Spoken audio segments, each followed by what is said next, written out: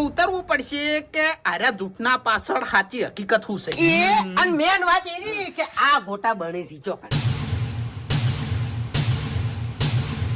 અને છોકરું કોઈ દાડો જૂઠું બોલે નહીં તો છોકરાને જૂઠું બોલવા મજબૂર કને કર્યું શીખવાડ્યું છે બીજું કોઈ નહીં શીખવાડ્યું છે પહેલા તો આપણે શું કરે ખબર છે ચોકન છે એ છોકરાને પકડવું છે ચોકન છે વાલિયાનો છોકરો ચોકન છે લે